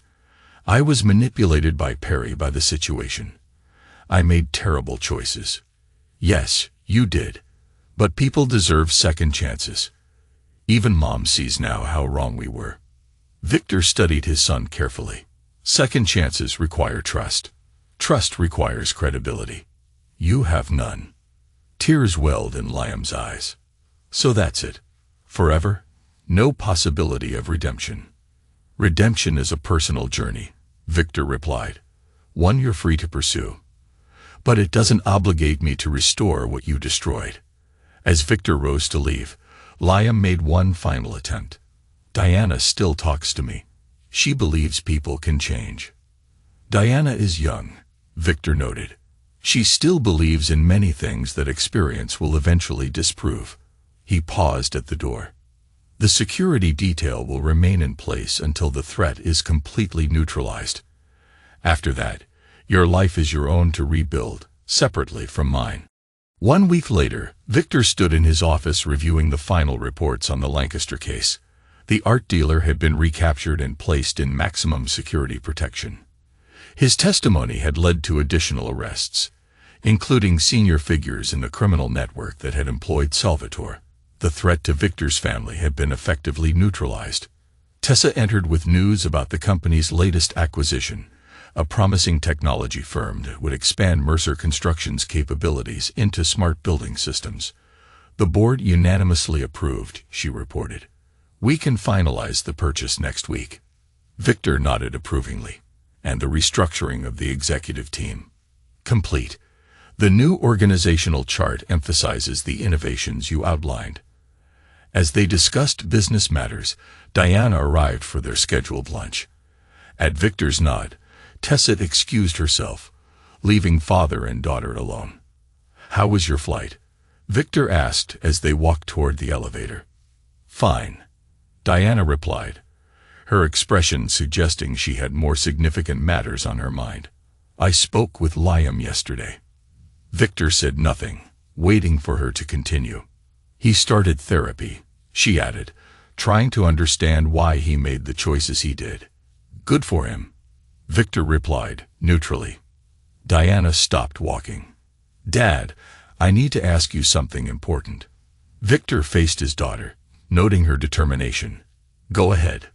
Mom and Liam want to meet with you, just once, to apologize properly in person. Not necessary, Victor stated flatly. Not for you. Maybe, Diana persisted. But for them. For closure. Victor considered this briefly. Closure is another word for acceptance. They need to accept the consequences of their actions without seeking artificial resolution. Is that what forgiveness is to you? Artificial. Forgiveness implies the restoration of trust, Victor explained. Trust, once broken, cannot be repaired to its original state. It's not about punishment, Diana. It's simple reality. Diana looked frustrated. So you saved Liam's life, but you won't give him 5 minutes of your time. Correct, Victor confirmed. Physical safety and personal reconciliation are entirely separate matters. Later that evening, as Victor worked in his penthouse, he received an unexpected delivery, a package containing a letter from Natalie. For a moment, he considered returning it unopened. Instead, after a brief hesitation, he read it. Victor, I know words mean little after what happened. I don't expect forgiveness or reconciliation, but I need to acknowledge the truth. I betrayed you completely, not just with the affair, but by conspiring against you financially and emotionally. Perry manipulated me. Yes, but I allowed it. I chose to believe the worst about you because it justified my actions. I wanted what you had without earning it myself. Thank you for protecting Liam despite everything. It shows a strength of character I failed to recognize during our marriage. I'm rebuilding my life now. Honestly, this time. Working, studying, trying to understand my own weaknesses that led to such terrible decisions. Diana remains the best of both of us. Please continue to be the father she deserves. Natalie. Victor read the letter twice, his expression unchanging. Then he placed it in his office shredder, watching as the pages were reduced to strips. The acknowledgement of wrongdoing changed nothing. The damage remained permanent, the breach uncrossable. 3 months later, Victor attended the graduation ceremony for Diana's freshman year. She had excelled academically, making the dean's list despite the turbulence in her family life. As they celebrated over dinner afterward, she approached the subject of her mother and brother again. Liam got accepted to art school in New York, she mentioned, a legitimate program with a good reputation. I'm glad to hear it, Victor replied, and meant it. His son's rehabilitation was positive, regardless of their permanent estrangement. And Mom's completed her graphic design certificate. She's got an entry-level position at a marketing firm. Victor nodded, acknowledging the information without comment. Diana sighed. It's been over a year, Dad. They've both changed, learned from their mistakes. As they should, Victor agreed. Personal growth is valuable, but not valuable enough for you to reconsider your position. Victor placed his napkin beside his plate. Diana, I understand your desire for family reconciliation. It's natural at your age. But some decisions have permanent consequences. I don't harbor anger toward your mother or brother anymore. I simply recognize the reality that what was broken cannot be restored. That's so cold, Diana observed, though without malice. It's honest, Victor corrected. which is something they never were. 1 year later, Victor stood at the window of his expanded corporate headquarters, observing the city that now featured several of his architectural creations. Mercer Construction had not just recovered from the momentary instability during the divorce scandal. It had thrived, expanding into new markets and innovative technologies. Tessa, now his trusted second-in-command, joined him with quarterly reports that exceeded projections. Their professional relationship had deepened into a partnership built on mutual respect and absolute honesty, qualities Victor now valued above all else. The London project has been approved, Tessa noted. Construction begins next month. Good. And the sustainability initiative? Ahead of schedule. The press coverage has been overwhelmingly positive. As they discussed the company's future, Victor reflected on how thoroughly he had rebuilt his life after the betrayal. The pain had long since transmuted into something harder, more permanent, a clarity about human nature that informed every decision, every relationship. Diana had maintained contact with both Natalie and Liam, a choice Victor neither encouraged nor discouraged. She occasionally shared news of their lives. Liam's progress in art school, Natalie's promotion at her firm. Victor acknowledged such updates without emotion, viewing his former family members as characters in a story that had concluded for him. When Diana graduated from university with honors 2 years later, Victor attended the ceremony with pride. She had grown into an impressive young woman, intelligent, resilient, and perceptive. As they walked across campus afterward, she made one final attempt at reconciliation. "Mom and Liam are here," she admitted. "They watched from the back. They knew better than to approach you, but they wanted to see me graduate." Victor nodded. "That's appropriate. They should celebrate your achievement." "Dad." Diana stopped walking, facing him directly. "It's been almost 4 years. They've completely rebuilt their lives. They've respected your boundaries. Isn't there any possibility?" "No," Victor said simply. "Some decisions are permanent, Diana. The sooner you accept that, the easier your own life will be." Later that evening, as Victor prepared to return to the city, he encountered Natalie in the hotel lobby, clearly an accidental meeting as her surprise appeared genuine. "Victor," she said softly, maintaining a respectful distance, "I didn't expect. I'm sorry, I'll go." "No need," he replied calmly. "The lobby is public space." Natalie had aged well, though stress had left subtle marks around her eyes. Diana was amazing today. "Yes," Victor agreed. "She's exceptional." An awkward silence stretched between them. Years of unsaid words filled the space. "I should go," Natalie finally said. "Congratulations on Diana's graduation. You raised her well." As she turned to leave, Victor spoke. "Natalie." She paused, hope flashing briefly across her face. "Diana tells me you've established yourself professionally," he said. "That's good." Natalie nodded, recognizing the statement for what it was. Acknowledgement without reconciliation. "Thank you. Your company seems to be thriving as well." "It is." Another pause, heavy with the weight of their history. "Goodbye, Victor," Natalie said finally, understanding there would be nothing more. "Goodbye, Natalie," he replied with finality. Victor watched her walk away, feeling neither satisfaction nor regret. The chapter had ended years ago. This was merely an epilogue. He had protected those who betrayed him when external threats emerged, fulfilling his obligations of basic humanity. But he had never forgiven, never forgotten, never compromised on the consequences of their actions. As he returned to his penthouse that night, Victor stood at his wall of windows, surveying the city that bore his architectural imprint, glass and steel, transparent, yet impenetrable, like the boundaries he had established.